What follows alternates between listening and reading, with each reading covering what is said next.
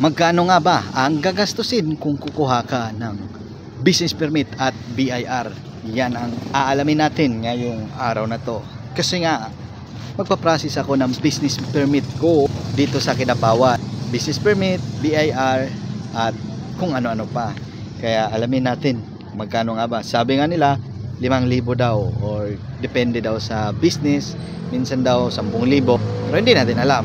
At papakita ko lang sa iyo, may mga nakuha na ako. Eto, dito mga papeles namin. At nandito ako ngayon sa Barangay Hall ng Kidapawan City. Ayan, may mga nakuha na ako. Ganyan. Oh.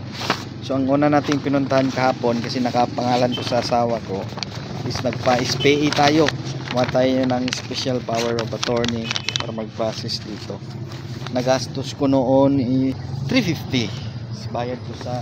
At ngayon kumuha ako ng sedula. Kamotor lang ako ngayon kasi para tipid. Sedula is nagastos ko naman is 40 pesos. At dito sa sa barangay clearance kumuha rin ako. Ang bayad nila dito is 500 per renewal. Tapos tinawaran natin pwede daw 300 sabi nila. Nakatawad tayo. Pero sa next daw na pagbalik natin is ganoon na talaga yung babayaran. Magkaiba naman yung Di ko rin alam. Yun talaga yung bayarin. At kumuha nga pala ako ng DTI ng nasa 500. So i-total natin kung magkano yung nagastos natin ngayong araw na to.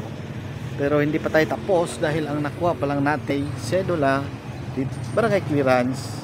Yan pa lang 3. Marami pang iba. So pupunta ako ngayon ng City Hall. Kukuhanan tayo ng mga zonage clearance ba yun? Basta mga ganon. Samahan niyo ako. Tara, let's go!